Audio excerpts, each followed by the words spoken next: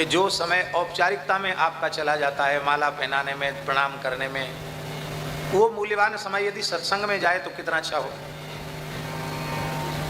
और बुंदेलखंड की एक परंपरा है कि जब तक बैठे रहेंगे तब तक कोई खड़ा नहीं होगा, सब बैठे रहेंगे। जब चलने लग जाएंगे तो पूरी श्रद्धा उसी समय प्रकट होगी। चाहे महाराज गिर जाएं, हाथ पांव टूट जाए, कोई उससे लेना देना नहीं, हमारे भाव की पूर्ति होनी चाहिए। देखिए, एक स्वाभाविक बात हम आपको बताएं, शास्त्र की दृष्टि से अपने पूज्य पुरुषों को, चाहे पिता माता हो या गुरुजी हो या संत हो, ब्राह्मण हो, रास्ता चलते प्रणाम नहीं करना चाहिए। ये शास्त्र की मर्यादा है। अपने से बड़े पूज्यजन चल दें तो मार्ग में उनको दूर से ही सिर झुकाकर नमस्कार करना चाहिए। उनको फिर सिर रख करके फिर जैसे प्रणाम की एक मर्यादा, वैसे नहीं। जब वे आसन पर बैठ जाएं तो मर्यादा पूर्वक प्रणाम करना चाहिए। पैर में जूता है, चप्पल है, घुसे चले जा रहे हैं। और हमारे बाएं पैर में 2-3 बार फ्रैक्चर हो चुका है, और भगवान की दया से दाहिने पैर में भी 2 बार फ्रैक्चर हो चुका है। और यहाँ के लोग विशेष जब दंडवत करेंगे तो दोनों हाथ दोनों पैर पे धर के पूरा वजन धर देंगे और मूड़ पटक देंगे।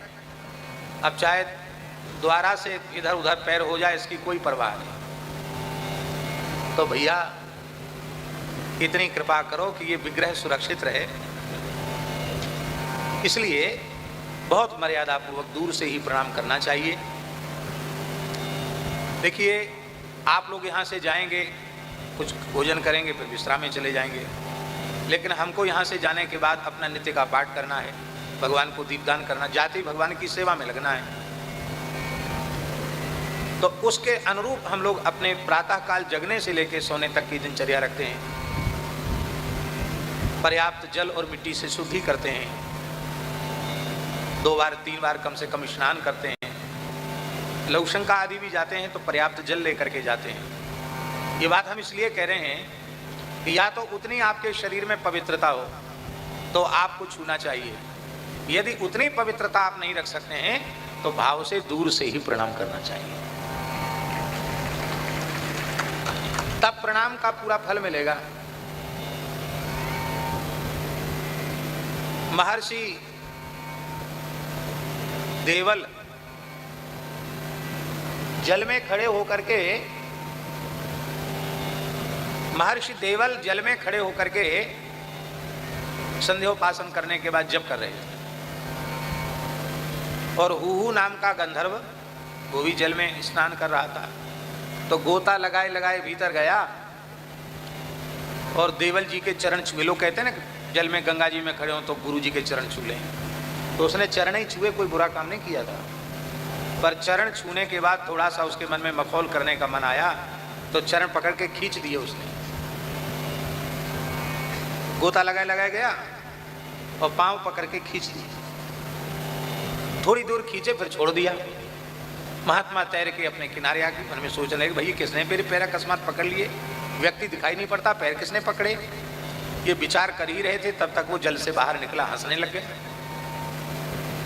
उसको हंसते देखकर क्रोध आ गया ऋषि को, और उन्होंने कहा कि ग्राह के जैसे पैर पकड़ता है, जा तू इसी सरोवर में ग्राह बनकर निवास कर। उसने कहा, महाराज महात्माओं के, संतों के, गुरुजनों के चरण पकड़ने वाले को तो आशीर्वाद मिलना चाहिए। यहाँ बुंदेलखंड में बहुत अच्छी परंपरा है, कोई प्रणाम करे, बड़े बूढ़े कहते खुशी रहो, बोलते ना, खुशी रहो माने सदा प्रसन्न रहो, और बड़ी सहजता सरलता से आशीर्वाद देते हैं। ओरछा में 2007 में परम पूज्य प्रातः स्मरणीय विनम्रता की साक्षात प्रतिमूर्ति श्री सिया अनुज नेह निधि भक्तमाली श्री स्वामी नारायण दास जी महाराज, पूज्य मामा जी महाराज पधारे थे, उनकी कथा हुई थी। तो उसमें ओरी आई अचर्रा से, और मामा जी को पता चला कि ये दास की दादी लगती हैं, तो उन्होंने डंडा पटका और लंबे दंडोत प्रणाम किया। जब उन्होंने प्रणाम किया तो गौरी ने दोनों हाथ सिर पे धर के कहो खूब खुशी रहो, भगवान खूब भलो करें, खूब खुशी रहो। पिताजी ने कहा बहुत बड़े महापुरुष हैं, प्रणाम करो, आशीर्वाद लो। तो उन्होंने कहा हमारे पांव पर रहे हो, हमें आशीर्वाद न दें, ऐसा नहीं हो सकता, हमारे पांव पर रहे हम तो आशीर्वाद दें। तो मामा जी बड़े प्रसन्न हुए, हंसने लगे, बोले देखो मैया में कितनी सरलता, एकदम सही बात कही, जो प्रणाम करे उसको आशीर्वाद मिलना चाहिए, प्रणाम करने वाला आशीर्वाद का पात्र है। तो हुहु गंधर्व ने कहा कि मैंने तो प्रणाम किया और ये आशीर्वाद मिलना चाहिए कि तुम ग्राह बन जाओ। महर्षि ने कहा कि जैसे तूने प्रणाम किया, क्या इसी प्रकार से प्रणाम करना चाहिए? प्रणाम करने की मर्यादा यही है क्या? पुरुष वर्ग को, बहुत ध्यान से सुने ये बात, पुरुष वर्ग को सदा साष्टांग प्रणाम करना चाहिए और मातृवर्ग को सदा पंचांग प्रणाम करना चाहिए। दूर से पुरुष वर्ग प्रणाम करे तो साष्टांग प्रणाम के पश्चात यदि चरण स्पर्श का भाव होवे तो दाहिने हाथ से दाहिना चरण और बाएं हाथ से बाएं चरण का स्पर्श करना चाहिए। माताओं के लिए कह दें, माताओं को हिंदू सनातन धर्म शास्त्र के अनुसार अपने पति के चरण स्पर्श के अतिरिक्त किसी भी पुरुष मात्र का चरण स्पर्श नहीं करना चाहिए, सबको दूर से ही प्रणाम करना चाहिए। पर यह बात ना तो जल्दी कोई कहेंगे और न लोग मानेंगे, क्योंकि लोग कहते भाई बराबरी का दर्जा है, बराबरी के दर्जा में आप ये भेदभाव वाली बात कैसे करते हो? ये भेदभाव वाली बात नहीं है, ये शास्त्रीय मर्यादा की बात है। लेकिन ठीक है, पूज्य सदगुरुदेव भगवान श्री भक्तमाली जी कहते थे हम लोग भारतीय हैं, हिंदू हैं, सनातनी हैं, मूर्ति पूजक हैं और मूर्ति कभी किसी से कुछ बोलती नहीं, इसलिए जब पूजा हो तो मूर्ति बन के बैठ जाना चाहिए। आचार्य धाम अचर्रा गांव में पूज्य गुरुदेव भक्तमाली जी विराज रहे थे और पुरुषोत्तम का महीना था, अधिक मास पुरुषोत्तम मास। कुछ माताएं तालाब पर नहा के आईं और उनके थाली में जो पूजन का बचा हुआ सामान था, उसी में हल्दी, उसी में चावल, उसी में हींगुर, रोली नहीं हींगुर, और उसी में थोड़ी शक्कर भी रख लेती, घी भी, बत्ती भी, तो सब वो जैसी बुंदेली व्यंजन कॉलोनी बन जाती है ना। कॉलोनी तो समझते हैं ना सब लोग, कॉलोनी समझते हो कि नहीं? बहुत से लोग नहीं समझते, हमारे साथ वाले। चने की दाल, उर्द की दाल, मूंग की दाल, कढ़ी, बड़ा, पापड़, सब्जी, ये सब्जी और घी, बूरा है। हाँ नहीं, भात तो मुख्य चीज़ है। भात में जब मिला करके उसको सान दिया जाता है तो उसको यहाँ बुंदेलखंड में कहते कॉलोनी, सब मिल गया, एक वो अलग प्रकार का व्यंजन बन जाता है। तो वो उनकी थाली कॉलोनी जैसी बन गई थी, उसी में हल्दी, उसी में हिंगुर, और महाराज जी बैठ के माला जप रहे थे। तो माताएं घुसी, उन्होंने लगाना, अब कई थी, 20-25 रही होंगी, किसी ने यहाँ लगाया, किसी ने यहाँ लगाया, किसी ने यहाँ लगाया, किसी का हाथ यहाँ पड़ा तो यहीं लग गया, पूरा मुंह लाल हो गया। हम बैठे थे, हमने मना किया, हम भी संध्या उपासन के बाद जप ही कर रहे थे, तो मैंने पहले तो सोचा न बोलें, अरे भाई ऐसे थोड़ी किया जाता। महाराज जी ने इशारा कहा और धीरे से कहा आप अपना कार्य करें, किसी को टोके नहीं। चुप हो गया। बाद में माताएं तो चली गई, हमने महाराज जी से कहा महाराज जी सब मुँह लाल हो गया। अरे बोले कीचड़ तो मुंह में नहीं लगाया, चंदन ही लगाया, रोली ही लगाई। तुमने कहा महाराज जी आपका सब बिगड़ गया, स्वरूप बिगड़ गया। अरे वो कुछ नहीं है, हम लोग मूर्ति पूजक हैं और मूर्ति किसी को कुछ बोलती नहीं। ठंड का समय था, बोले वो तो अच्छा हुआ एक एक लोटा पानी चढ़ा देती, तब क्या करते। शंकर जी देवी जी धार के आई थी, पानी नहीं चढ़ाया, इतना उन्होंने कृपा कर दी। और आप सब जानते हो महाराज जी न कभी तेल लगाते थे और न कभी सावन लगाते थे, अपने संपूर्ण जीवन में न कभी तेल लगाया न सावन लगाया। तो वो इंगूर का रंग कम से कम 15-20 दिन में निकला अपने आप स्वाभाविक रूप से। महाराज जी को कोई फर्क नहीं, महाराज जी को तो कोई फर्क नहीं, लेकिन पूजन के समय हमारा विवेक तो होना ही चाहिए। तो पूजन की महिमा है, प्रणाम की महिमा है, दर्शन की महिमा है, लेकिन हमें अपने विवेक का सदा आदर करना चाहिए। थोड़े ही समय में अधिक से अधिक लोग मिल सकते हैं, दर्शन कर सकते हैं। वो एक ही साथ सब उठ के खड़े हो जाएंगे तो किसी को दर्शन नहीं होगा, किसी से मिलना नहीं होगा। तो अब देश बहुत विकास के पथ पर बड़ी तीव्रता से आगे बढ़ रहा है, तो आप लोग भी पीछे मत रहिए, आप लोग भी आगे बढ़िए। सब पढ़े लिखे लोग हैं, अच्छे लोग हैं। हमें कमलेश मिश्रा जी ने बताया कि यहाँ लोग नरसिंह जी का चरित्र सुनना चाहते हैं। ताली तो बजा रहे हो, अच्छी बात है, कोई बात नहीं, ताली बजाओ चाहे मत बजाओ, पर नरसिंह जी के चरित्र को कहने में कम से कम 1 सप्ताह का समय चाहिए। इतना विस्तृत चरित्र है, 2 दिन में कम संभव है। आज है और आज थोड़ा विलंब भी हो गया और कल भी है, तो 2 दिन में चरित्र का स्मरण होना बहुत कठिन है, बड़ा कम संभव है। लेकिन फिर भी हम नरसिंह जी के चरित्र की चर्चा करेंगे। और एक बढ़िया भाव सुझाया है कमलेश जी ने कि 2 दिन यहाँ कहें और 3 दिन ओरछा में पूज्य गुरुदेव के उत्सव में यहाँ से आगे का कहें। तो जिसको प्रत्यक्ष सामने बैठकर सुनने की इच्छा होगी वो पहुँचेगा, और नहीं तो YouTube के माध्यम से लोग घर बैठ के भी सुन सकते हैं, सुनते ही हैं।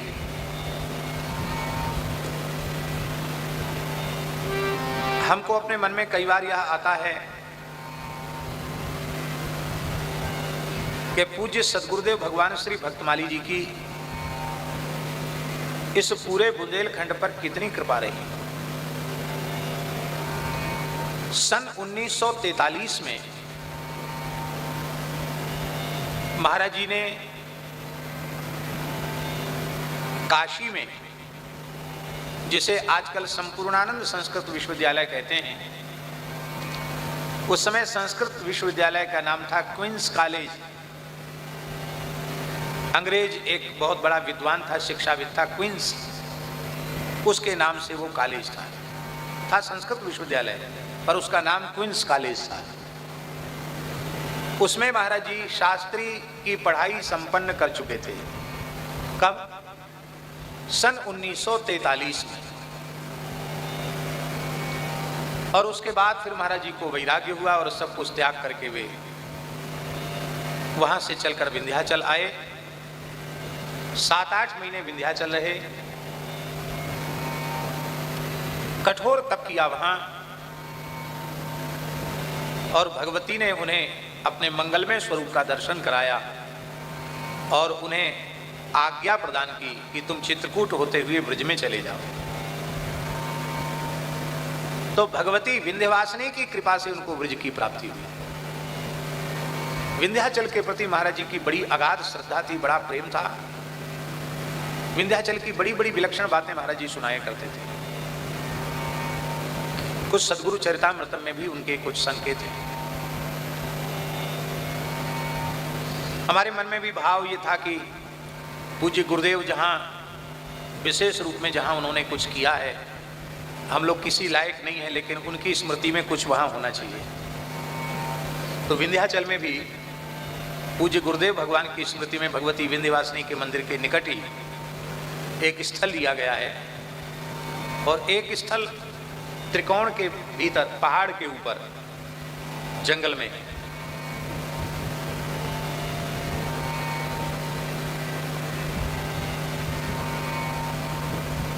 श्री भक्तमाली विंध्यवासिनी तपोवनम। श्री भक्तमाली विंध्यवासिनी तपोवनम के नाम से पहाड़ के ऊपर, और श्री भक्तमाली साधना प्रतिष्ठानम के नाम से भगवती के निकट, अथवा भगवती के निकट सद्गुरु साधना प्रतिष्ठानम, इस नाम से 2 जगह भूमि ली गई है। एक तपोवन जिसमें केवल जंगल होगा और कुछ गऊ होंगी, और यही भाव होगा कि गुरुदेव ने यहाँ, क्योंकि त्रिकोण पर्वत पर महाराज जी ने कठोर तप किया है। वाराणसी में उनका अध्ययन संपन्न हुआ, इसलिए भगवत कृपा से काशी विश्वनाथ जी, अन्नपूर्णा, भैरव जी, संकटमोचन हनुमान जी, काशीपुरी की बिंदु माधव जी की कृपा से काशीपुरी में भी महाराज जी के नाम से एक स्थान केदार खंड में हो चुका है, जो आम लोगों के लिए नहीं बना है। केवल छोटी जगह है, केवल भारतवर्ष की परंपरा के श्रेष्ठतम विद्वान वहां तैयार हों, इस भाव से उस स्थान को बनाया गया। वहां अभी तो केवल स्थान ही स्थान है, 3 मंजिल है, ऐसा समझिए 3 मंजिला फ्लैट है वो। बाद में जब कभी सामर्थ्य आएगी तो अपने ढंग से उसको बनाया जाएगा। तो वहां हमने ये मर्यादा रखी कि हमारी सिफारिश से भी किसी को उसमें प्रवेश नहीं मिलेगा। जो विरक्त होकर वैराग्य धारण करके और शास्त्रों का चूड़ांत अध्ययन करना चाहते हैं, वे ही अधिकारी पात्र वहां रह करके अध्ययन करेंगे। अभी 4-5 लोग हैं। उस स्थान का नाम हुआ है श्री सद्गुरु तपस्वाध्याय प्रतिष्ठानम।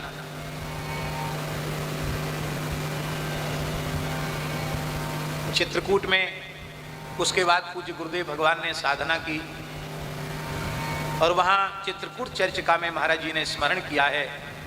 कामदगिरी पर एक विशेष स्थल जहां वट वृक्ष के नीचे वेदिका है, वहां महाराज जी को विरक्त वेश ग्रहण के पूर्व ही प्रत्यक्ष श्री सीताराम जी का दर्शन हुआ था। उसका संकेत चित्रकूट चर्चिका में महाराज जी ने किया है। तो चित्रकूट में भी स्थान स्थापित हो गया है। दीनबंधु दास जी कमर कस के लगे हैं, काम शुरू हो गया है, 1 साल में बन के तैयार हो जाएगा। वहाँ गौ ब्राह्मण संत अतिथि सबके लिए स्थान है। काशी वाला तो केवल पढ़ने पढ़ाने के लिए है और कोई दूसरी प्रवृत्ति वहाँ नहीं। उत्तर काशी में गंगा जी के तट पर भी बड़ा दिव्य स्थान हुआ है। अब महाराज जी की प्राकट्य स्थली कुर्सी में भी प्रयास चल रहा है। यद्यपि वहाँ महाराज जी का प्राकट्य वाला घर तो है ही है, पर वहाँ भी एक छोटा गुरुकुल स्थापित हो, ऐसा विचार है। उसके लिए हमारे गोवर्धन के लक्ष्मण मंदिर के अखाड़े के महंत हमारे गुरु भाई श्री अशोक नारायण दास जी पूरे प्रयास में लगे हैं। तो वहाँ भी हो जाएगा। फिर केवल एक जगह बचेगी, क्या? गंगा सागर। क्यों? 2 बार कपिल मुनि की पूजा हुई है, तो जब कपिल भगवान चाहेंगे तो गंगा सागर। मेरे मन में ये विचार है कि हमारे जीवन काल में कम से कम महाराज जी के प्रधान जितने, वृंदावन में तो उनका स्थान है ही है, गोवर्धन में स्थान है ही है, तो महाराज जी के जीवन काल में जो प्रधान उनके स्थल रहे हैं, उनमें कुछ न कुछ उनकी मंगलमयी स्मृति में होना ही चाहिए। और संपूर्ण भारतवर्ष इसका साक्षी है कि पूज्य सद्गुरुदेव भगवान भक्तमाली जी का जैसा शताब्दी महोत्सव 1.5 वर्ष से अधिक तक मनाया गया, संभवतः इस प्रकार का विराट महोत्सव ये हम नहीं कह रहे, कई महापुरुषों ने कहा कि कम से कम 100 वर्ष में तो ऐसा उत्सव कहीं किसी का नहीं मनाया गया। ऐसा विराट व्यक्तित्व जिन पूज्य गुरुदेव का, उन पूज्य गुरुदेव श्री भक्तमाली जी ने बुंदेलखंड के गांव-गांव में पैदल भ्रमण करके इस पूरे क्षेत्र को महान तीर्थ बना दिया है। राम राजा सरकार की तो यह भूमि है ही, इसमें कोई संदेह नहीं है, पर इस भूमि को, राम राजा सरकार की भूमि को वैष्णवता के बीज, भक्ति के बीज, सत्संग के बीज बो करके इसको राम राजा के स्वरूपानुरूप प्रस्तुत करने में श्रेय पूज्य सद्गुरुदेव श्री भक्तमाली जी महाराज का। महाराज जी बुंदेलखंड में पहली बार ओरछा आए, उस समय देश स्वतंत्र नहीं था। लगभग 1944 या 45 में महाराज जी पहली बार ओरछा आए, तो 1945 में भी माना जाए, उस समय भी देश स्वतंत्र नहीं था, 47 में देश स्वतंत्र हुआ। और इसके बाद जब पूज्य बराना वाले महंत जी बराना मंदिर पर अनंत श्री संपन्न पूज्य महंत श्री शिवनंदन दास जी महाराज, जो अखिल भारतीय निर्वाणी अनी के श्री महंत पद को भी अलंकृत जिन्होंने किया, वे जब बराना मंदिर में प्रतिष्ठित हो गए तो उनके कारण महाराज जी का बुंदेलखंड आना बार बार हो गया। और 1955-56 से लेके 2006 तक महाराज जी बुंदेलखंड पधारे। 2006 में भगवत धाम प्रयाण हुआ है, आखिरी यात्रा भी 2006 में हुई और ओरछा वाला स्थान उन अपनी उपस्थिति में उसको निश्चित करके महाराज जी गए।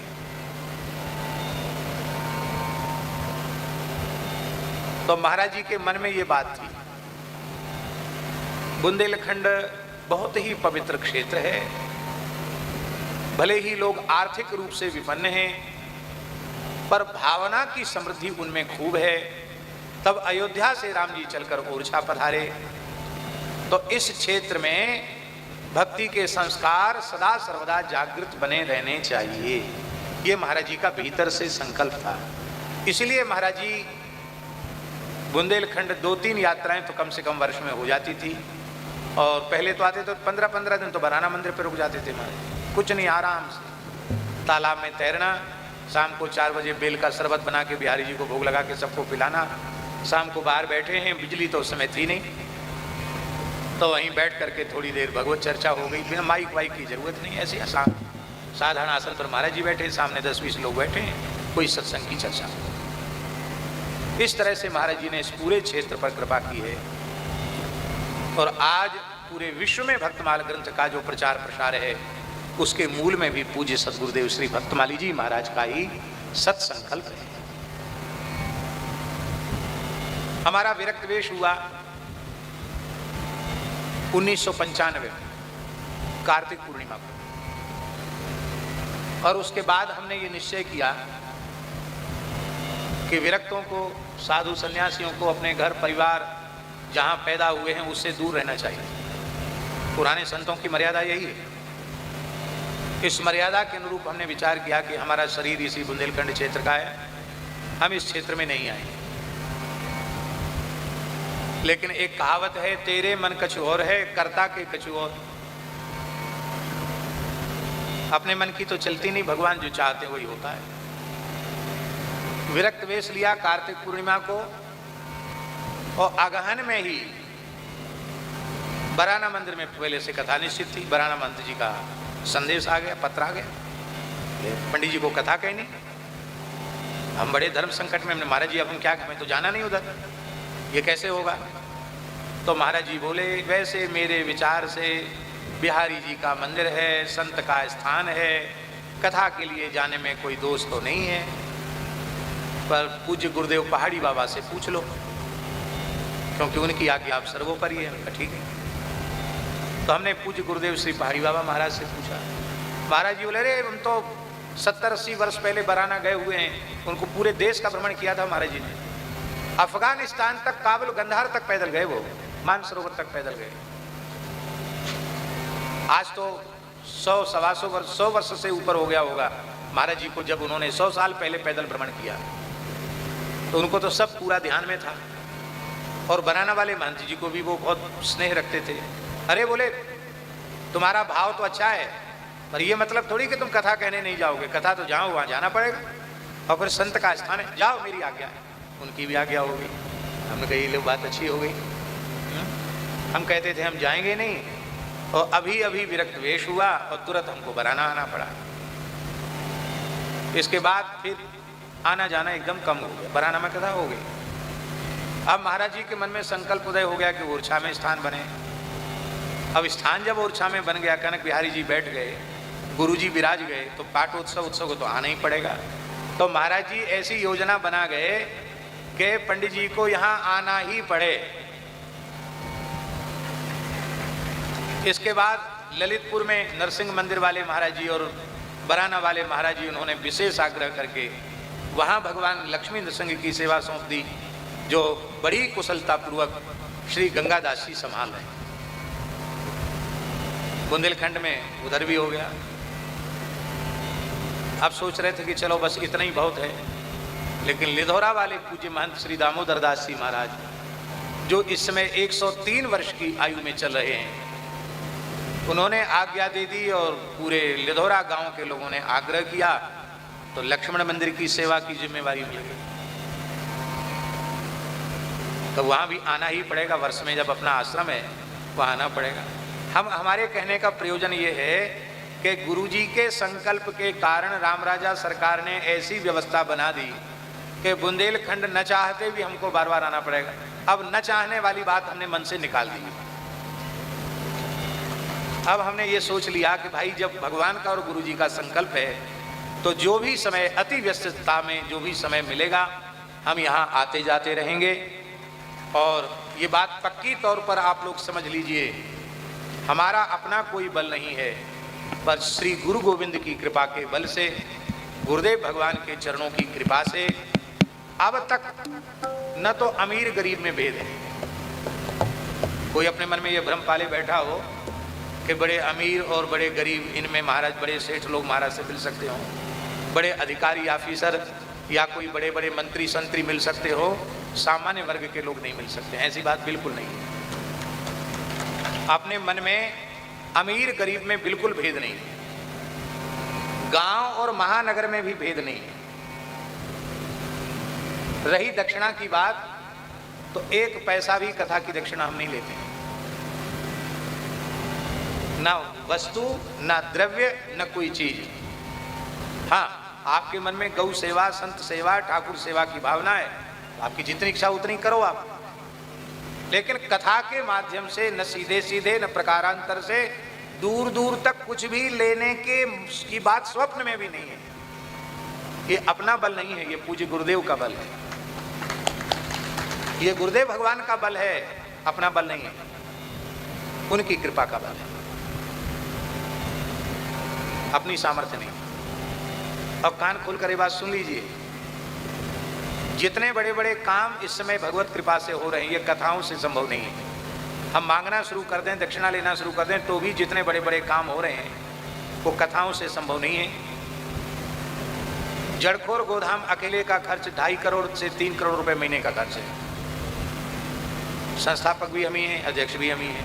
हमसे कोई पूछे महाराज कहाँ से आता है इतना पैसा हर महीना, यद्यपि ये भी बात है कि 8-10 करोड़ का कर्ज भी संस्था पर है, पर इतनी विराट हजारों की संख्या में गोवंश है और इतनी अद्भुत गो सेवा वहाँ है कि जो भी व्यक्ति वहाँ पहुंचकर गाय का दर्शन करता है वो गदगद हो जाता है। वो कहता है कि हमने अपने जीवन में इस प्रकार की गौशाला नहीं देखी। ये महाराज जी का संकल्प है, उनकी कृपा है। श्री सूरश्याम गौशाला गिरिराज जी की सुंदरतम और बड़ी व्यवस्थित गौशाला जो पूज्य गुरुदेव श्री भक्तमाली जी महाराज के द्वारा स्थापित हुई, उसमें इस समय 1200 गोवंश है। ओरछा की गौशाला आप लोग देख ही रहे हैं, शुरभी गोधाम, जहां कितनी गाय हैं मिश्रा जी से 1000 गोवंश है और अधिक हो रही थी तो दर्रेठा में भी उसकी एक शाखा खोली गई है। और आपको सुनकर प्रसन्नता होगी, 3 बार मध्य प्रदेश की सर्वोत्कृष्ट गौशाला का पुरस्कार मुख्यमंत्री की ओर से अपनी ओरछा सुरभि गौशाला को मिल चुका है। और अब चौथी बार भी, किस तारीख को, 28 जून को, इसी 28 मई को फिर से ओरछा गौशाला को चौथी बार मध्य प्रदेश की सबसे सुंदरतम गौशाला, जिसमें जो भी मानक हैं कि नस्ल का संरक्षण कैसा हो रहा है, संवर्धन कैसा हो रहा है, गाय को पौष्टिक आहार कैसा दिया जा रहा है, गाय में दूध की गुणवत्ता कितनी है, ये सारे मानकों को पालन करते हुए चौथी बार भी पूरे मध्य प्रदेश में प्रथम श्रेणी की गौशाला वो है। मलूक पीठ की स्थिति यह है कि हम जब रहते हैं तब तो कितनी भीड़ होती है हम बोल नहीं सकते, और हम नहीं रहते तो भी 300-400 लोग नित्य प्रसाद पाते हैं। 300 से 400 लोग नित्य प्रसाद ग्रहण करते हैं मलूक पीठ में। किसी के लिए द्वार बंद नहीं है, किसी को प्रसाद के लिए मना नहीं है, कोई चले आओ, मनुष्य मात्र। अब किसी से कोई शुल्क भी नहीं है। और इसी व्यस्तता में,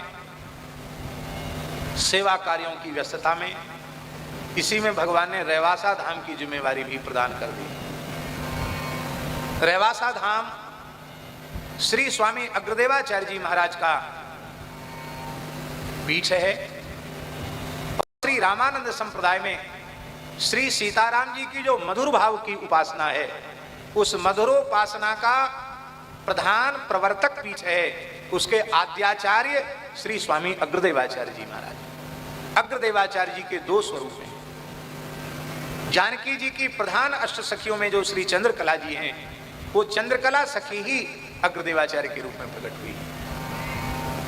जैसे हमारे ब्रज में राधा रानी की प्रधान सखी ललिता जी स्वामी श्री हरिदास जी के रूप में प्रकट हुई हैं, ऐसे ही जानकी जी की प्रधान सखी चंद्रकला जी अग्र अली के रूप में प्रकट हुई हैं। और वो आचार्या हैं, उनका संकेत गोस्वामी तुलसीदास जी ने भी रामचरितमानस में दिया है। चली अग्र कर प्रिय सखी सोई, प्रीति पुरातन लखे न कोई। चली अग्र करी प्रिय सखी सोई।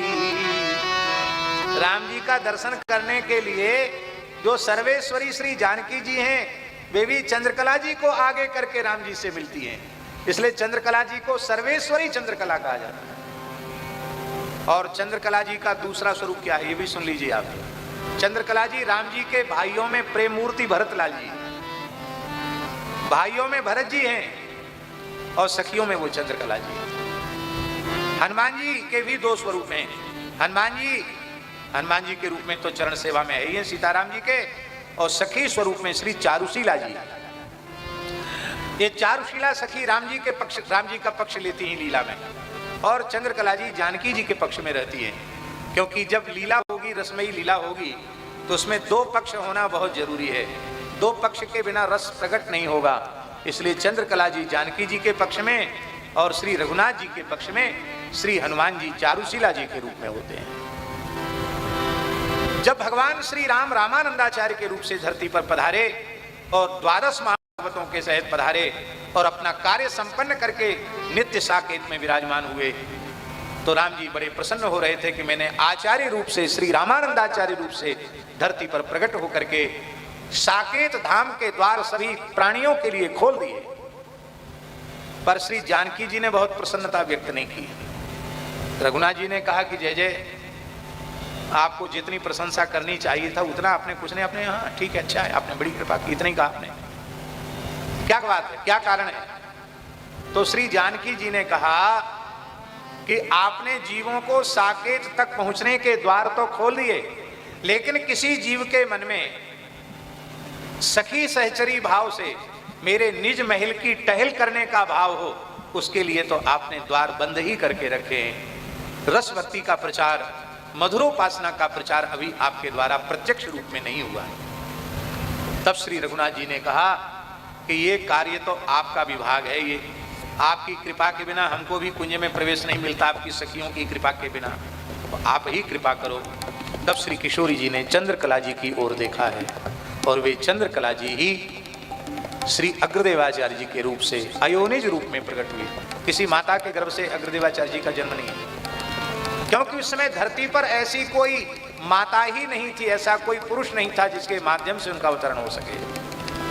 तब स्वयं किशोरी जी ने कहा आप इसी स्वरूप से जाओ, गलता गद्दी के आकाश तक सखी स्वरूप में आए हैं, और जैसे ही पयारी जी के सामने आए हैं 12 वर्ष के बटुक ब्रह्मचारी के रूप में प्रकट हो गए हैं।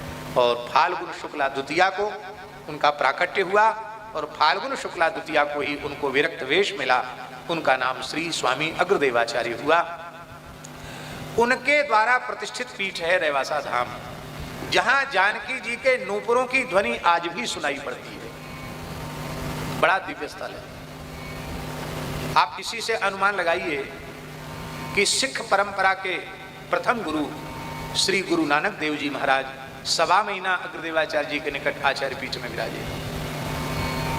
उदासीन परंपरा के आचार्य चरण श्री चंद्र भगवान 1200 संतों की जमात लेकर आए, और रेवासा धाम में 1.25 महीना वो भी विराजे। गोस्वामी तुलसीदास जी महाराज 4 महीना रेवासा धाम में विराजे, और जानकी नाथ जी का दर्शन करके ही उन्होंने पद गाया, जब जानकी नाथ सहाय करें तब कौन बिगाड़ करे नर तेरो। और जानकी नाथ नाम के अनेक दोहे दोहावली में गोस्वामी जी 4 महीना विराजे वहां। श्री वल्लभाचार्य महाप्रभु एक रात्रि वहां एक रात्रि विराजे और राम स्नेही परंपरा की आचार्य पीठ भी वहां से प्रकट हुई और रामानंद संप्रदाय के तो 14 द्वारे वहां से निकले। मलुकदासी का द्वारा भी वहीं से निकला। आप सोचिए, भारतवर्ष में संतों में ऐसा समझो सब संप्रदाय के संत मिला दें तो 12 आने में वैष्णव साधु हैं और 4 आने में अन्य सब हैं। और वैष्णवों में देखा जाए तो 12 आना में रामानंद संप्रदाय है, 4 आना में अन्य 3 वैष्णव संप्रदाय है। और रामानंद संप्रदाय में देखा जाए तो 12 आना से ऊपर अग्र स्वामी जी की परंपरा के साधु हैं, पूरे देश में स्थान है। ये लिधोरा वाला मंदिर भी अग्रदेवाचार्य जी का स्थान है। यहाँ बुंदेलखंड के पुराने जितने स्थान हैं सब अग्रदेवाचार्य जी की परंपरा के स्थान है। अयोध्या में श्री मणिराम छावनी नृत्य गोपाल दास जी महाराज उसी परंपरा के संत हैं। सुदामा कुटी उसी परंपरा का स्थान है। लाखों साधु उस परंपरा के हैं और वह पीठ इतना दिव्य है कि परम पूज्य श्री स्वामी राघवाचार्य जी महाराज जब उस पीठ पर विराजते थे, मैंने अपने नेत्रों से दर्शन किया। बड़े ध्यान से सुने। पूज्य गुरुदेव भक्तमाली जी महाराज उनके सामने आसन पर नहीं बैठते थे, साष्टांग प्रणाम करते थे। पूज्य श्री सुदामा दास जी महाराज का शताब्दी उत्सव था, रेवासा महाराज आए तो जब तक उनसे ऊंचा आसन नहीं लगा दिया गया तब तक सुदामा दास जी महाराज अपने आसन पर नहीं बैठे। परम पूज्य श्री नृत्य गोपाल दास जी महाराज इतने अस्वस्थ थे, पर रेवासा महाराज का जब प्रयाण हुआ और हमको वहां विराजमान किया, वो कृपा करके आए और आचार्य पीठ को प्रणाम करके तब अयोध्या गए। आप इससे विचार कीजिए, हम उसके लायक नहीं थे और ना हैं, पर पूज्य सदगुरुदेव भगवान श्री भक्तमाली जी ने जो भक्तमार्ग ग्रंथ की पूरे जीवन सेवा की प्रचार प्रसार किया, हमको लगता उसी से रीझ कर अग्रदेवाचार्य जी महाराज ने और भक्तमालकार श्री नाभा गोस्वामी जी ने हमको वहाँ के झाड़ूदार के रूप में स्वीकार किया है। ये केवल श्री अग्र स्वामी जी की बात है। आप कहेंगे कि आपको कहना तो नरसिंह जी का चरित्र है, आप क्या क्या कहने लग गए। ये भूमिका हम इसलिए बना रहे हैं कि एक ही जगह हो, तब तो आप जब याद करो तब हम आपके पास आ जाएं। अब इतनी जिम्मेवारी है। अब राजस्थान के लोग तो कहते हैं कि अब तो आप राजस्थानी हैं, आप हमारे हैं, आप मारवाड़ी हैं, आप राजस्थानी हैं, आपको ज़्यादा समय यहीं देना चाहिए, वहाँ भी समय नहीं दे पा रहे हैं। आप लोग सबको निमंत्रण है, आप लोग रेवासा धाम आइए। वह एक महान सिद्ध पीठ है। खाटू श्याम जी भी वहाँ के निकट में हैं, सालासर बालाजी भी वहीं के निकट में हैं, और जीण माता जो महान शक्तिपीठ है, शाकंभरी माता, ये सब उनके मध्य में रेवासा धाम स्थित है। आज भी इतना विशाल स्थान है। वो 11 चौक हैं आश्रम में। कितने? 11 चौक हैं बड़े बड़े। आज उसकी मरम्मत में करोड़ों रुपए लगेगा, इतना पुराना स्थान है। अभी बाउंड्री नहीं थी वहाँ की, बाहर वाली बड़ी बाउंड्री। अब बाउंड्री बनवा रहे हैं तो 2-2.5 करोड़ रुपए तो बाउंड्री बनाने में लग रहा है। 1.5 किलोमीटर में बाउंड्री बन रही है आश्रम। अकबर भी वहां करके नतमस्तक हुआ था। और राजस्थान जहां पानी की बहुत भारी समस्या है, उस जगह में अब तो कुएं बंद हो गए, लेकिन उस स्थान में 7 कुआं हैं और 1 बावड़ी है, 8। और स्थान के भीतर मीठा पानी है और स्थान के बाहर निकलो तो वहाँ के पानी से नमक बनाया जाता है। इतना नमक है कि बोरिंग से नमक पानी निकलता है, उसको खेत में सुखा करके नमक बनाया जाता है वहाँ के पानी से। इतना नमक है वहाँ के पानी में। आज भी बड़ा चमत्कार है। रेवासा की सीमा जहाँ बाहर निकली वहाँ फिर केवल नमक ही नमक है।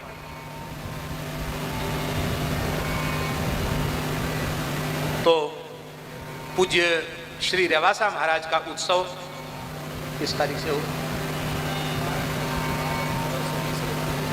12 अगस्त से 20 अगस्त तक। सितंबर में 12 सितंबर से। भैया ये सितंबर हमको याद नहीं रहता है। हम अंग्रेजी तारीख भी कभी अपने उसमें हस्ताक्षर में नहीं लिखते हैं, हम संवत लिखते हैं, मास लिखते हैं। इसलिए भाद्र कृष्णा तृतीया से भाद्र कृष्णा द्वादशी तक उत्सव होगा, ये पक्का है, इसमें कोई भ्रम नहीं है। इसमें आप लोग सादर आमंत्रित हैं। भारतवर्ष के सभी पूज्य संत पट्टाभिषेक पर भी आए थे और इस उत्सव में भी भारतवर्ष के सभी पूज्य धर्माचार्य पधारेंगे। बहुत विराट उत्सव होगा। आप लोग वहाँ आएंगे तो खाटू श्याम जी और सब जगह का दर्शन भी हो जाएगा, बड़े ऐतिहासिक स्थल का दर्शन हो जाएगा। जिसको सुविधा बने वो जरूर आए।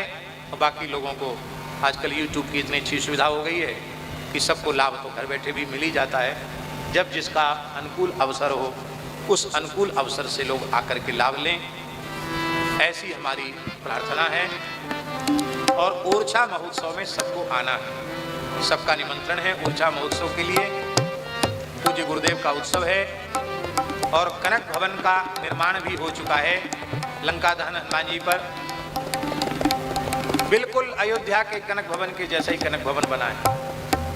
हमारे पंडित श्री राजेश गंगेली जी और गुड्डू सिंह जी, ये दो कृष्ण बलराम जैसे ऐसे लग गए कि लगातार काम चलता रहा और अब वह अपनी पूर्णता की ओर है। अब केवल श्रृंगार का काम बाकी है, चांदी के सिंहासन का काम और सब काम बाकी है। तो हम समझते हैं कि 2026 में, क्यों भाई, 2026 में ठाकुर जी ने चाहा तो उस मंदिर का भी दिव्य भव्य प्रतिष्ठा महोत्सव होगा और एक बुंदेलखंड के लिए एक अनुपम स्थल निर्मित हो जाएगा। अयोध्या में कनक भवन में जाकर जो सुख मिलता था वो आनंद फिर यहीं कनक भवन में मिल जाएगा। और ओरछा तो अयोध्या है ही, सप्तधार सरजू बहे नगर ओरछा धाम, फूल बाग नौ चौक में ब्राजे राजा। ठाकुर जी ने चाहा तो एक बार फिर मुरारी बापू जी की कथा हो जाएगी, क्योंकि उनके हाथ से ही शिलान्यास हुआ था। और फिर एक दिव्य भव्य उत्सव ओरछा में भी हो जाएगा। भगवान ऐसे ही जब तक शरीर में श्वास है, सामर्थ्य है, ऐसे ही भगवान सेवा कराते रहें, ये भगवान से प्रार्थना है। नरसिंह जी के संबंध में पहले थोड़ी सी चर्चा हम कर लें।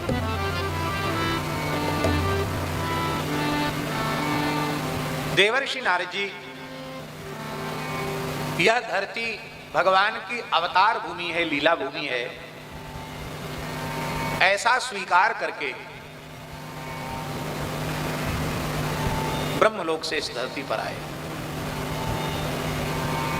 लेकिन सर्वत्र कली के प्रचंड तांडव को देख करके देवर्षि नारद जी दुखी हो गए। उनको लगा कलिदावा नले नाद्य साधनम भस्मताम गतम। कलयुग के दावानल में सब साधन समुदाय जंगल, जैसे जंगल जल करके दावानल से भस्म हो जाता है, ऐसी सब साधन नष्ट हो गए।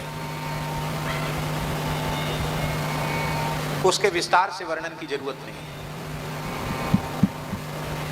तो नारद जी ने मन में सोचा कि भाई अभी अभी कृष्णावतार ब्रजभूमि में हुआ है, चलें थोड़ा ब्रजभूमि की ओर चलें। तो देवर्षि नारद जी जब ब्रजभूमि में आए, वृंदावन में आए, उनको बड़ी शांति मिली, क्योंकि भगवान श्री कृष्ण के अवतार को बहुत अधिक समय नहीं, 5500 वर्ष ही हुआ है। और ये उस समय की बात है जब कलयुग का आरंभ हुआ था। तो एक प्रकार से नारद जी तो जो उनके लिए तो 100-150 साल पुरानी बात थी, 100-125 साल पुरानी बात थी। तो वहां जैसे नारद जी आए तो उनको बड़ी प्रसन्नता का अनुभव हुआ। किंतु वहां भी ज्ञान गुदरी में उन्होंने एक दृश्य देखा। एक देवी रत्न वेदी पर विराजमान है, बड़ी बड़ी दिव्य देवियां सुंदरियां उसकी सेवा में उपस्थित हैं। दो वृद्ध उसके सामने पड़े हुए ऊर्ध्व श्वास ले रहे हैं, अंतिम श्वास ले रहे हैं।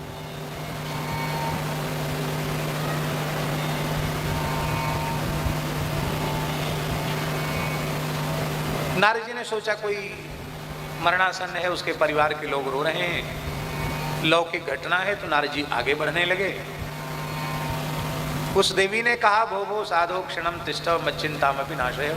हे महात्मन, एक क्षण ठहर जाइए, मेरी चिंता को दूर कीजिए, क्योंकि आपका दर्शन संपूर्ण दुखों को समाप्त करने वाला है, पापों को समाप्त करने वाला है। नारद जी ने कहा, देवी तुम्हारा परिचय? बोले, मेरा नाम भक्ति है, ये मेरे पुत्र ज्ञान वैराग्य हैं, और ये गंगा यमुना सरस्वती सरयू आदि पवित्र नदियां मेरी सेवा में उपस्थित हैं। मैं अपने पुत्रों के दुख से दुखी हूं। और कथा आप सब जानते हैं, भागवत सुनते रहते हैं। नारद जी ने भक्ति के दुख को दूर करने के लिए प्रतिज्ञा कर ली। क्या प्रतिज्ञा की?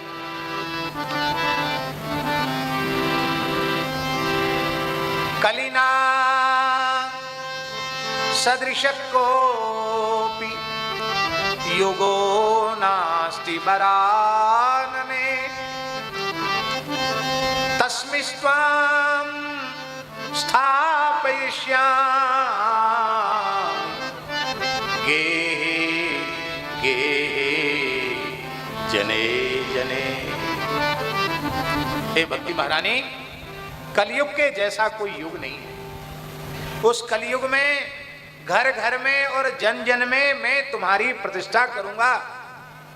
यदि मैंने ऐसा काम नहीं किया तो तदा नाहं हरेर दासो लोके त्वां न प्रवर्तये। यदि मैंने ऐसा काम नहीं किया तो मैं भगवान श्री हरि का सच्चा दास नहीं। नारद जी से पूछा, आप कैसे करोगे कलयुग में भक्ति का प्रचार? बोले, अन्य धर्मास तिरस्कृत्य पुरस्कृत्य महोत्सवान् तदा नाहं हरे दासो लोके त्वां न प्रवर्तये। बहुत प्यारी बात, बहुत प्यारी बात। वैष्णवेतर धर्मों को किनारे करके, दूर करके, महोत्सवों को प्रधानता देकर, ये उत्सव महोत्सव इसीलिए मैं घर घर में और जन जन में तुम्हारी प्रतिष्ठा करूंगा। यदि मैंने ऐसा नहीं किया तो मैं भगवान श्री हरि का सच्चा दास नहीं।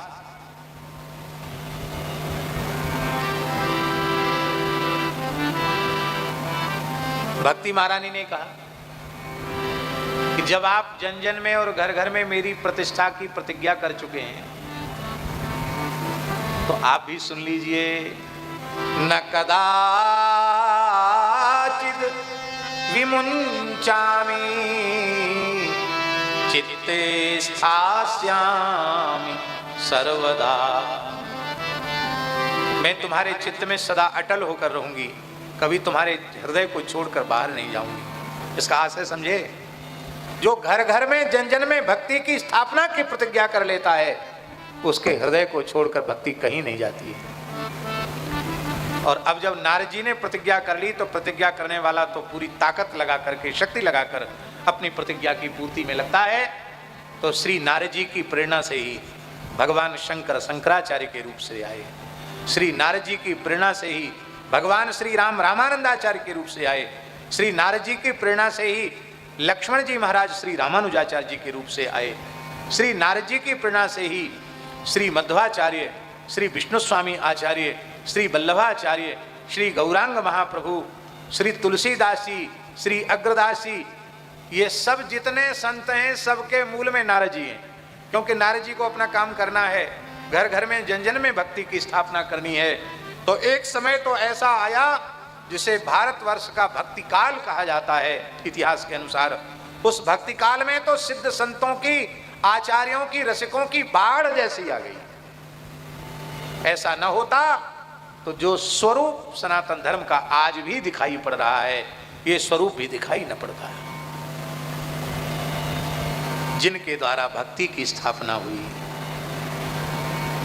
उन्हीं संतों की श्रृंखला में गुजरात की धरती को पवित्र करने वाले भक्तराज श्री नरसिंह मेहता जी हुए।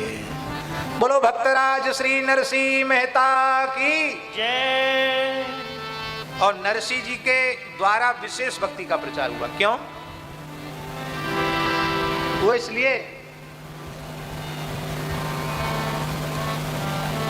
इसलिए क्योंकि भक्ति महारानी ने अपना परिचय देते समय कहा था, क्या कहा? उत्पन्ना द्रविड़े साम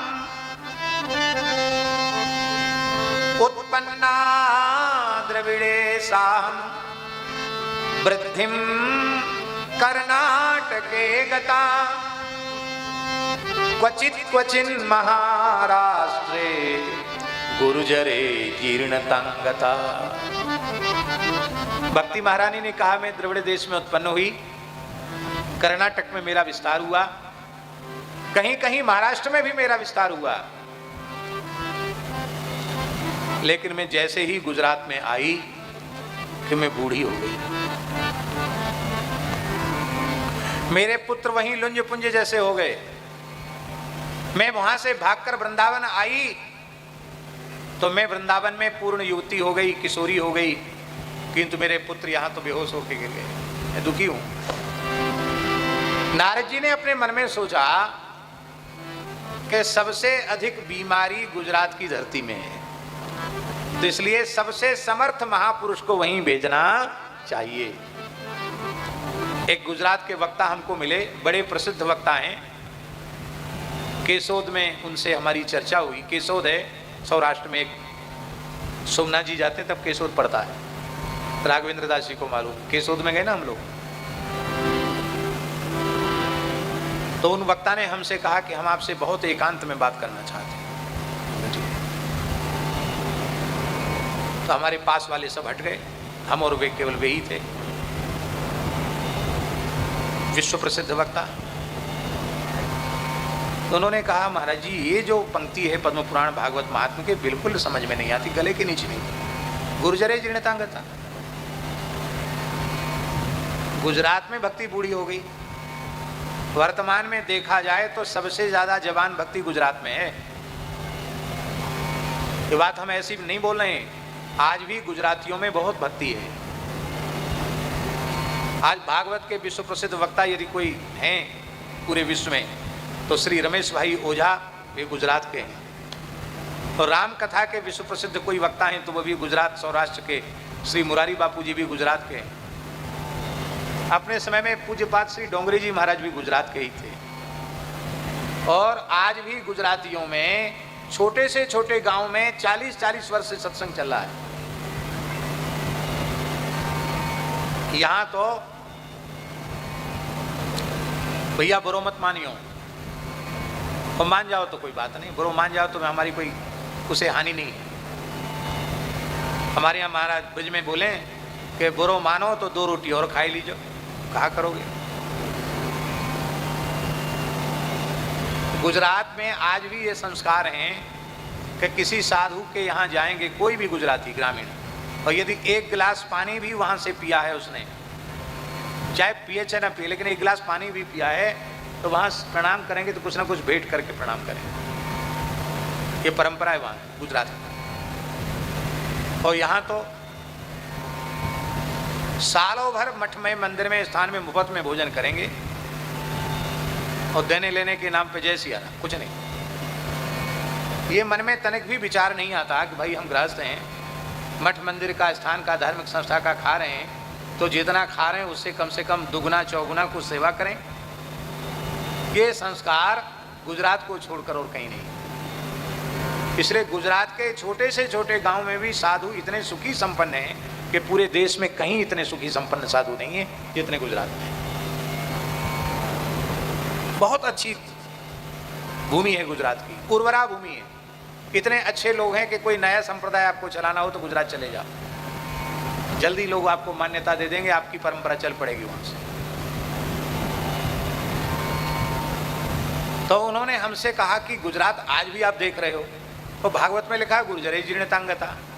तो हम तो इस बात को पहले तो बोलते ही नहीं, बोलते हैं तो थोड़ा घुमा फिरा के बोलते हैं, क्यों हम गुजराती, हम कैसे कहें गुजरात में भक्ति बूढ़ी हो गई। तो ये क्या है, छेपक है कि क्या है, या किसी ने घुसेड़ दी हमके? नहीं, ये बात नहीं।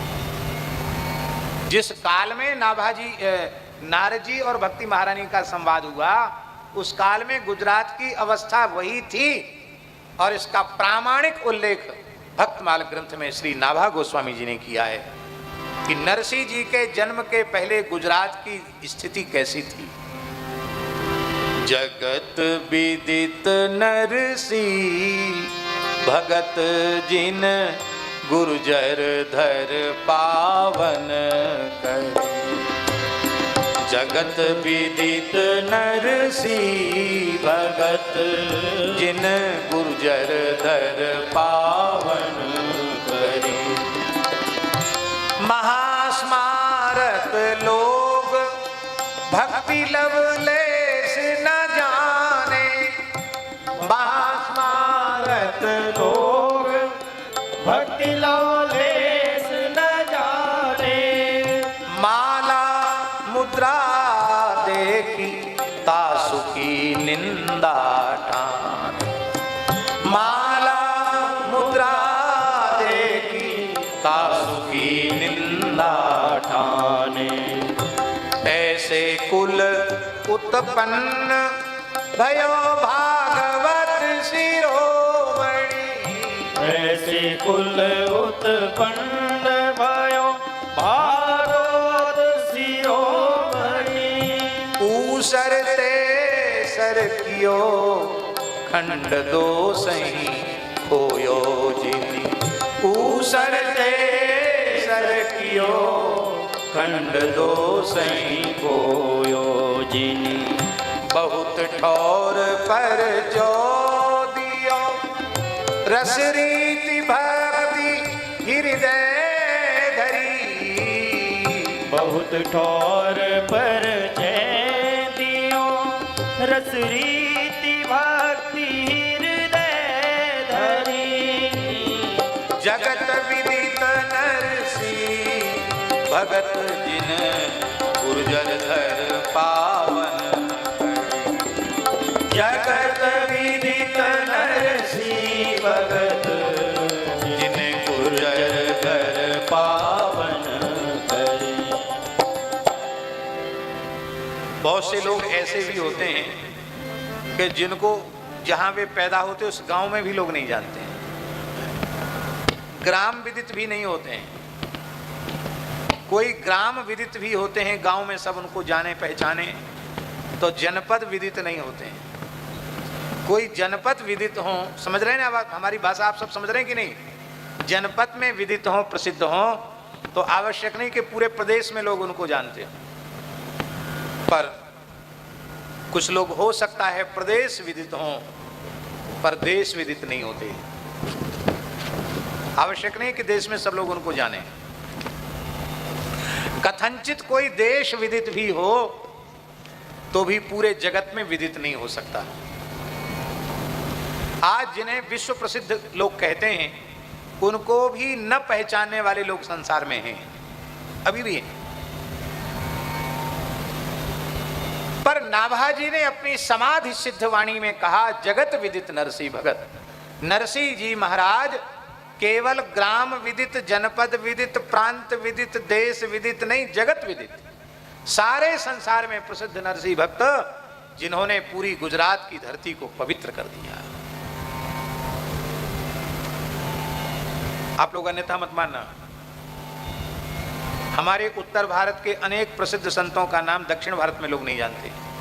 जहां तमिल, तेलुगु, मलयालम, कन्नड़ जहां की भाषा है, उन हिंदी भाषी क्षेत्रों में हमारे उत्तर भारत के प्रसिद्ध संतों को भी कई बार लोग नहीं जानते।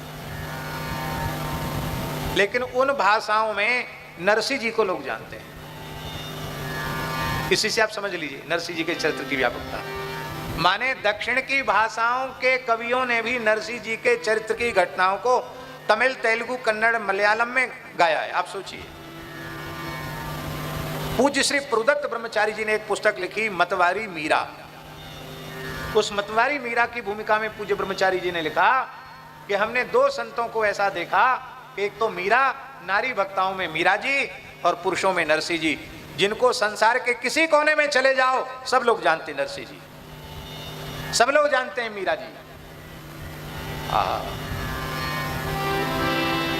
ये नरसी जी कौन हैं? ये महाराज मुचकुंद ही है, पूर्व जन्म के महाराज मुचकुंद हैं। सूर्यवंश में इनका प्रादुर्भाव हुआ और सप्तद्वीपवती, सप्त समुद्रवती पृथ्वी के वे एक छत्र सम्राट थे। और इतना ही नहीं, श्री मुचकुंद जी भगवान की विभूति थे। असुर प्रबल हो गए, देवता कमजोर पड़ गए। देवताओं ने समझ लिया कि हम अपने पुरुषार्थ से, अपनी शक्ति से आसुरी शक्तियों पर विजय प्राप्त नहीं कर सकते। देवता भगवान की शरण में गए। भगवान ने कहा, मुचकुंद मेरी विभूति है, हमें अवतार लेने की आने की जरूरत नहीं है, जो काम तुम हमसे कराना चाहते हो वो मुचकुंद कर देंगे। और राजर्षि मुचकुंद के पास देवराज इंद्र याचना करते हुए आए कि हम देवताओं की रक्षा कीजिए, वैदिक धर्म की रक्षा कीजिए, आसुरी शक्तियां बहुत प्रबल हो रही है। तब आपने 1000 वर्षों तक असुरों से युद्ध किया। कितने वर्षों तक? और अपने बाहुबल से असुरों को समाप्त कर दिया। और पुनः त्रिभुवन में देवताओं का साम्राज्य हो गया। इंद्र बहुत प्रसन्न हुए। इंद्र ने कहा, महाराज आपके इस उपकार के प्रति हम सब देवता बहुत कृतज्ञ हैं, ऋणी हैं। हमको भगवान ने देवता बनाया है, हम वर दे सकते हैं, अभीष्ट की सिद्धि कर सकते हैं आपको। और हम क्या दे सकते हैं वरदान के अलावा? आपको कुछ चाहिए हो तो आप मांग लो।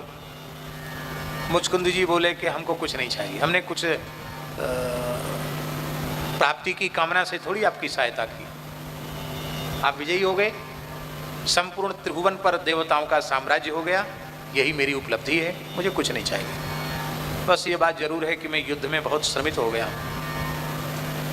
महाराज जी, मुचकुंद राजर्षि में बल कैसा होगा आप सोचिए। 1000 वर्ष तक बिना खाए पिए और सोए लगातार लड़ते रहे आप। 1000 साल तक सोए नहीं, कुछ खाया नहीं, कुछ पिया नहीं, क्योंकि असुर मायावी, वो दिनों रात युद्ध करने वाले। पर इन्होंने हार नहीं मानी। 1000 वर्ष तक बिना खाए पिए सोए 1000 वर्ष तक लड़ते रहे। बोले अब हमको बहुत जोर से सोने की इच्छा हो रही है। ऐसा होता है, व्यक्ति जब बहुत अधिक श्रमित होता, काम पूरा होता तो सो जाते हैं। देखा होगा, अब तो ब्याह की पद्धतियां बदल गई। नहीं तो पहले चकिया धराई का न्योता होता, घर घर से बड़ी बड़ी चकिया आती, महीनों से पहले तैयारी होती, गुंडी, भगोना, परात, दहेज में क्या क्या देना है, दाइज में क्या क्या देना है, सब पहले से इकट्ठा माताएं करती थी। और बेटी का ब्याह होता तो सोना खाना सब भूल जाते। और जब बेटी की विदा हो जाती थी तब बाप, बड़ा भाई फिर तान दुपट्टा सो जा, भैया अब हमें कोई छेड़ना नहीं, अब हमें ठीक से सो लेने दो। क्यों? 3-4 दिन हो गए हम सोए नहीं। ऐसा होता है कि नहीं होता? तो आप विचार करो, युद्ध जैसे काम में लगे, बिना खाए पिए सोए। उन्होंने कहा हमको सोने की इच्छा है, हम ठीक से सो जाएं, विश्राम हमको मिल जाए। देवताओं ने कहा कि मुचकुंद गुफा में जाकर तुम विश्राम करो। एक गुफा बता दी। इस गुफा के बारे में अनेक मत हैं। धौलपुर वाले तो कहते हैं कि धौलपुर में मुचकुंद गुफा है, वहाँ मुचकुंद जी विश्राम के लिए आए। और बुंदेलखंड वाले कहते हैं कि ललितपुर के पास जो मुचकुंद गुफा है, बेत्रवती के किनारे, वहाँ मुचकुंद जी आए। पर हम बेत्रवती किनारे वहाँ गए हैं, मुचकुंद गुफा में गंगादास हमको लेके गए थे। वो जगह देख के लगता है कि यहाँ जरूर सोने आए होंगे मुचकुंद जी। और उधर गुजरात वाले कहते हैं कि गुजरात में सोए, कहीं भी सोए हों, सोए जरूर, ये बात पक्की है। तो मुचकुंद जी महाराज जब सोने के लिए अपनी गुफा के निकट आए तो उनके मन में पश्चाताप शुरू हो गया कि 1000 वर्ष से हम केवल युद्ध करते रहे, अब सो रहे हैं, भजन कब करेंगे? और जीवन का कोई भरोसा नहीं है।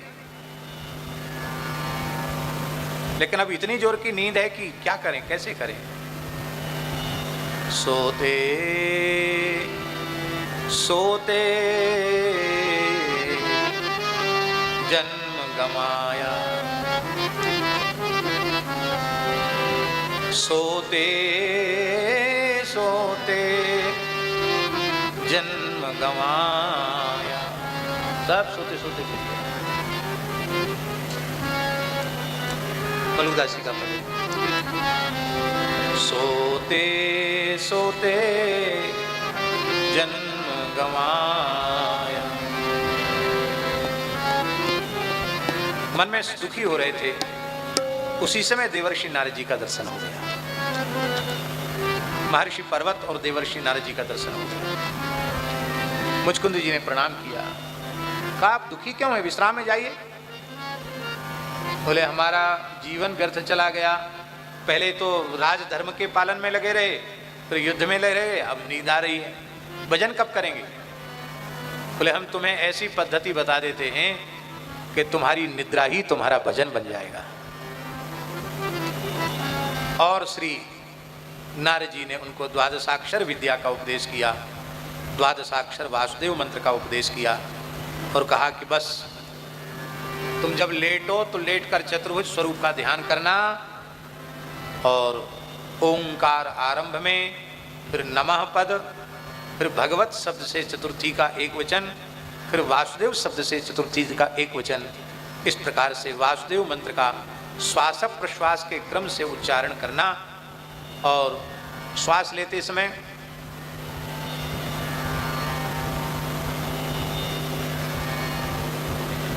श्वास लेने में भी वासुदेव मंत्र, श्वास छोड़ने में भी वासुदेव मंत्र। करो, अभ्यास करो, आप लोग भी करिए। श्री सीताराम श्री सीताराम श्री सीताराम श्री सीताराम श्री सीताराम श्री सीताराम। ऐसे श्वास प्रश्वास के क्रम से आप अनुसंधान करते करते सोइए। आप जब सवेरे जगेंगे आपको अपनी श्वासों में श्री सीताराम श्री सीताराम श्री सीताराम श्री सीताराम, आपका पूरे निद्रा का समय भजन में बदल जाएगा।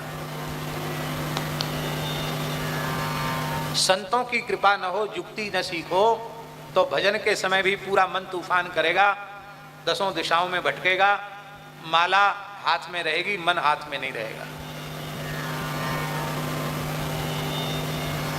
माने कृपा न हो संतों की, गुरुजनों की, तो जागृत अवस्था में भजन नहीं बन पाएगा। और सद्गुरु भगवान की कृपा हो जाए, संत की कृपा हो जाए तो निद्रा भी आपके जीवन की साधना बन जाएगी, उपासना बन जाएगी, भजन बन जाएगा। एक दोहा याद करो,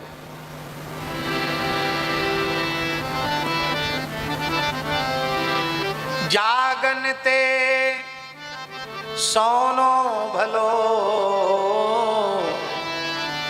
जो को जाने श्रे सोए। जागनते सोनो भलो, जो को जाने सोए।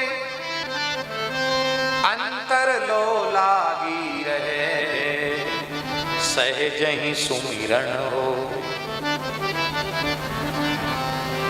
जग के बैठे हैं और दूसरे की बुराई भलाई में सब समय बर्बाद कर रहे हो, गुण दोष की चर्चा में, काली निंदा काली निंदा। अब कर नहीं रहे तो सुन रहे हो। इससे अच्छा तो भैया तान दुपट्टा सो जाओ, सो जाओगे तो कोई कुछ नहीं सुनाएगा, भली नींद ना आ रही हो, ऐसे ही झूठ मूठ का है। बुंदेली में कहते हैं चिमा के सो गए, चिमा गए। चिमा गए मतलब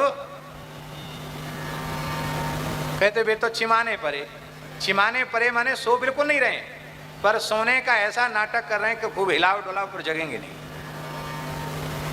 ऐसे चिमाने परे जो हो ना, उनकी हथेली पे धधकता हुआ अंगार धर देना चाहिए, तो पता चले कि ये सो रहे हैं कि नहीं सो रहे हैं। सब मक्कर भूल जाएंगे तो अच्छा है चिमाने परे, पर भीतर से भगवान का स्मरण चल रहा है। श्वास श्वास में नाम रट, वृथा श्वास मत खोए। ना जाने आश्वास को आवन होए। आप हमारी बात मान के करके देख लो। नाम जब तीव्र ध्वनि से करते हुए आप सो जाओ, जब आप जगेंगे तो वही नाम आपकी वाणी से निकलेगा। निद्रा के बीच का समय भी भजन का हो जाएगा। पर सीताराम सीताराम करके तो सोना नहीं है, मोबाइल देख के सोना है, उसमें रील चलानी है, तो फिर सवेरे जल्दी जगोगे नहीं। हम हंसाने के लिए नहीं कह रहे हैं, न मनोरंजन के लिए बोल रहे हैं। इस मोबाइल नामक यंत्र का अत्यधिक दुरुपयोग इस समय हो रहा है। कलयुग को बढ़ाने में सारे समाज को शर्मसार कर देने वाली घटनाओं के मूल में मोबाइल है।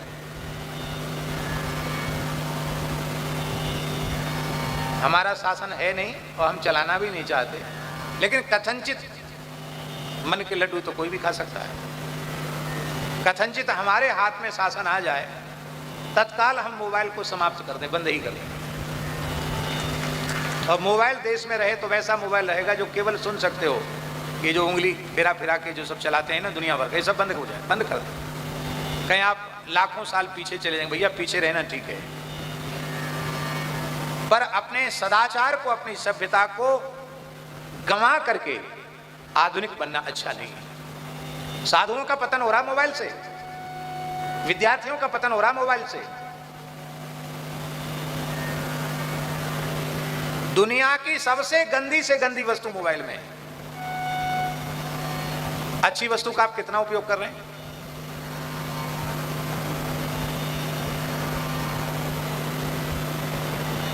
कथा में बैठे मोबाइल चला रहे हैं, पाठ कर रहे हैं, बोले बहुत महाराज बहुत बीमार हैं हमारे घर में, पंडित ने बताई, ज्योतिषी जी ने बताई कि वो महामृत्युंजय को जप करवा लो। वो महामृत्युंजय का जप बैठा रहा तो और ज़्यादा बीमार हो गया, जल्दी मर गया। बोले ये क्या हुआ भाई महामृत्युंजय का? भाई मुंह में तम्बाकू है, गुटखा है, और सामने मोबाइल रखा है, उसमें उंगली घुमा रहे हो, ओम होम जोम सा कर रहे हो, तो कहाँ से होम जोम सा तुम्हारी रक्षा करेगा भैया? मंत्र जप की मर्यादा में करोगे तो होगा। जप पाठ आदि के समय इसका स्पर्श नहीं करना चाहिए। कथा कीर्तन सत्संग के समय इसको छूना नहीं चाहिए। बहुत दुखद बात। मनुष्य को अपने कल्याण की इच्छा ही नहीं है। यदि मनुष्य अपना कल्याण चाहता है तो एक एक क्षण का उत्तम उपयोग करे, सर्वोत्तम उपयोग करे। हाँ, किस बात के ऊपर आई ये बात? सोने के ऊपर।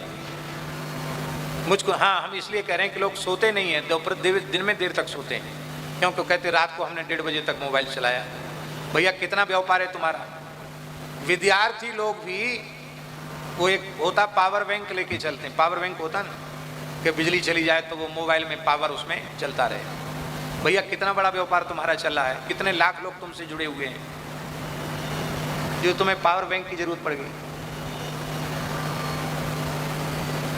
बहुत ही खराब हालत है।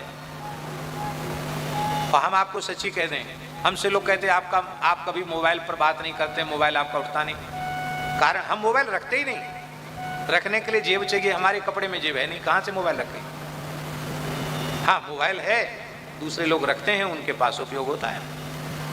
अत्यंत अत्यंत आवश्यक हो किसी महापुरुष से बात करना तो हम बात करते हैं। क्यों नहीं करते आप लोग बात? कहते आप सब तो महात्मा लोग अपना मोबाइल नंबर लोगों को देते हैं, कार्ड देते हैं, आप क्यों नहीं करते बात? हम बात करने लग जाएं तो पूरी दुनिया में इतने संपर्क जुड़ चुके हैं, केवल भारत में नहीं, पूरे संसार में, कि जितनी कथा हम 4 घंटे 6 घंटे बोलते हैं, उससे ज़्यादा हमको मोबाइल पर बोलना पड़ेगा, हम पगला जाएंगे। इसलिए सबको कह दिया गया, भैया मोबाइल से बात नहीं होगी, आपको दर्शन करना, प्रत्यक्ष दर्शन करो, मिलो, अनुकूल अवसर होगा तो बात होगी। मोबाइल का प्रयोग नहीं करते और बड़े सुखी हैं। हाँ, समाचार सुन लेते हैं मोबाइल में, वो समाचार भी रेडियो वाला समाचार, और वो भी एक महापुरुष की आज्ञा हमको हुई, उन्होंने हमसे वचन ले लिया कि आप रोज समाचार सुनोगे, नहीं तो कम से कम एक बार अखबार देखोगे। आप उनका नाम जानते हैं, पूज्य आचार्य श्री धर्मेंद्र जी, जो पंचखंड पीठाधीश्वर, माने हम समझते हैं भारतवर्ष में हिंदू सनातन धर्म का ऐसा वक्ता और कोई दूसरा नहीं था जैसे पूज्य आचार्य धर्मेंद्र जी थे। इतने प्रखर वक्ता थे, ओजस्वी वक्ता थे। आचार्य श्री रामचंद्र जी वीर के पुत्र, राम मंदिर के आंदोलन में पूरे देश को जगाने में उनकी बहुत महत्वपूर्ण भूमिका रही है। वो बहुत स्नेह रखते थे। वो हमारे पास आए, बोले हम आपके पक्के श्रोता हैं, टीवी पर कोई कथा नहीं छोड़ते हम। बहुत वृद्ध थे, बोले लेकिन हमें एक आपसे शिकायत है, आज्ञा करो।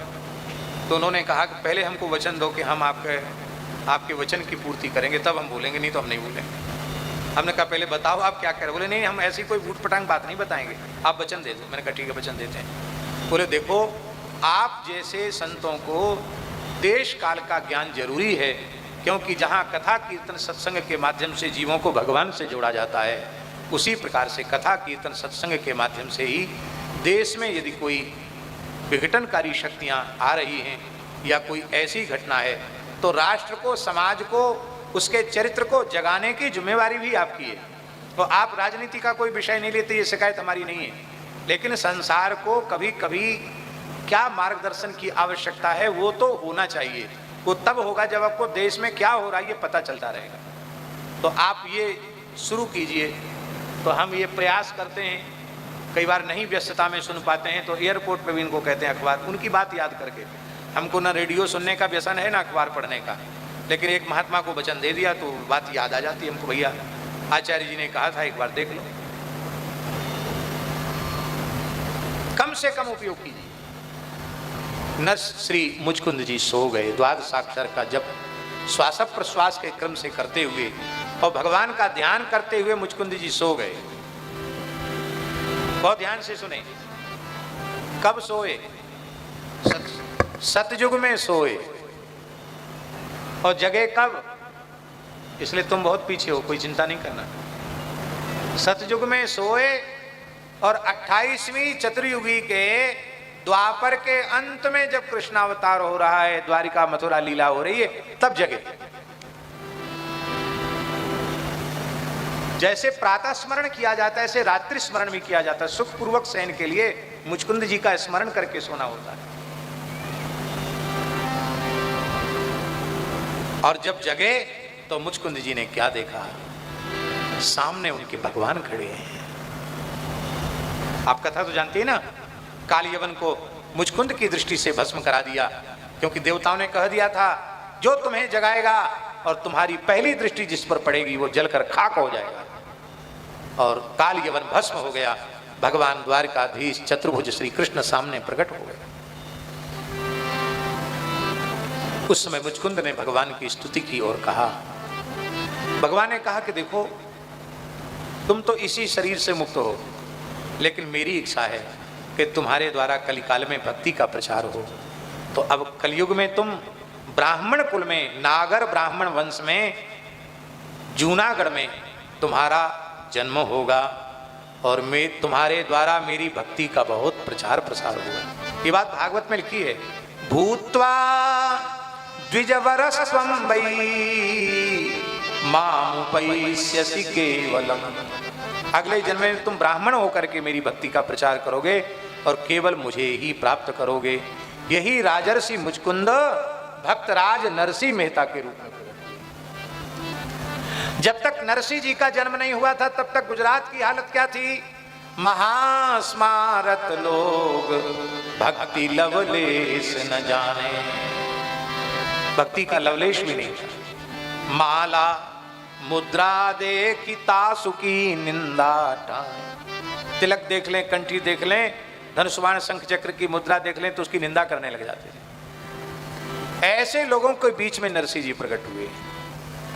ऐसे कुल उत्पन्न भयो भागवत शिरोमणि। भागवत शिरोमणि प्रकट हुए। ऊसर ते सर कियो खंड दोष ही कोयो जिनि। पूरी गुजरात की भूमि ऊसर हो चुकी थी, वहां कोई भक्त ही जन्म नहीं लेता था, पर नरसिंह जी ने ऐसा अद्भुत कार्य किया कि पूरी गुजरात की भूमि उपजाऊ हो गई। अब गुजरात में जो पैदा होगा वो संत ही होगा। ऐसा बना दिया गुजरात को। ऊसरते सर कियो खंड दो सही खोयो जिनि। बहुत ठौर पर चोदियो। इस कराल कलिकाल में भक्तराज नरसिंह मेहता के सामने भगवान श्री कृष्ण ने 52 बार प्रकट होकर लीलाएं की। कितनी बार? लोग कहते कल युग में भगवान का प्रत्यक्ष दर्शन नहीं होता। रे महाराज दर्शन की चलो। नरसिंह जी के लड़के की बारात लेकर भगवान गए। नरसिंह जी की दोहित्री का भात भगवान ने भरा। नरसिंह जी की लड़की के विवाह में भगवान दहेज लेकर के गए। कहां तक कहा जाए? बहुत ठौर पर चोदियो रसरीति भक्ति हृदय धरी। रस रूपा प्रेम लक्षणा भक्ति जो सखी सहचरी भाव की भक्ति है, वो नरसिंह जी के हृदय में भगवान ने विराजमान कर दी। जगत विदित नरसी भगत जिन गुर्जर धर पावन करी। ऐसे जगत विदित नरसिंह भक्त ने गुजरात की धरती को पवित्र कर दिया। अब नरसिंह जी की चर्चा हम कल ही करेंगे ठीक से, क्योंकि आज समय पूर्ण हो रहा है और लोगों को अपने अपने घरों में भी जाना है। अब कल याद रखना, जितना आप लोग औपचारिकता में समय लगाओगे कि ये माला पहनाओ, यूं करो त्यों करो, उतना आपका घाटा, हमारा घाटा नहीं है, घाटा आपका होगा। एक दो पंक्तियां पूज्य बक्सर वाले मामा जी की गाकर हम विराम करते हैं। नरसी मेहता हरि के भक्त अनोखे भय जगत विख्यात। नरसी मेहता हरि के, सभी गाइए। अनोखे भय जगत विख्यात, हाँ भय जगत विख्यात। अनोखे भय जगत विख्यात, हाँ भय जगत विख्यात। अनोखे भय जगत विख्यात। नरसिंह मेहता हरि के भक्त अनोखे भय जगत विख्यात। नरसिंह मेहता हरि के भक्त अनोखे भय जगत विख्यात। हाँ पूर्व जन्म उत्तम संस्कारा। पूर्व जन्म उत्तम संस्कारा।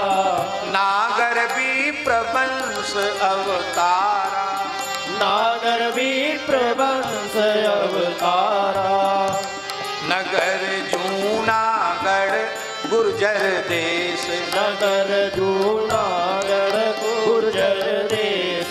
जहाँ नहीं भक्ति भाव को लेस। जहाँ नहीं भक्ति भाव को लेस। प्रचुर कलयुग पाखंड प्रवेश। प्रचुर कलयुग पाखंड प्रवेश। गुर्जर प्रदेश भाव भक्ति को ना लेस। जहाँ विपुल कलेश दीख भरे दोष भरे नर नारी के। मिली पांच पंचनित कपट प्रपंच रचे। होत हर्षित शिष्ट काज को विसारी के। सज्जन को हंसे स्वयं फंसे चाहे मोह जाल। चलत कुफंत श्रुति मार्ग विसारी के। भक्ति और वैराग्य ज्ञान भागी आए वृंदावन। कि कहें व्यास नारद पुराण में विचार के। पहुँचे कोई संत यदि माला मुद्राधारी।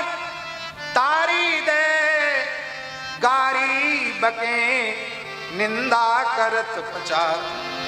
उसकी हंसी उड़ाना, ताली बजाना और उसकी निंदा करना। धनी नरसी जिन भक्त किए अस पाखंडी गुजरात। धनी नरसी जिन भक्त अस पाखंडी गुजरात। हाँ अस पाखंडी गुजरात। हाँ अस पाखंडी गुजरात। नरसिंह मेहता हरि के भक्त अनोखे भय जगत विख्यात। नरसिंह मेहता हरि के भक्त अनोखे भय जगत विख्यात। सीताराम सीताराम सीताराम जय सीताराम। सीताराम सीताराम सीताराम सीताराम। राधे श्याम राधे श्याम राधे श्याम जय राधे श्याम। राधे श्याम राधे श्याम राधे श्याम राधे श्याम। श्री राम राजा सरकार श्री राधे की जय।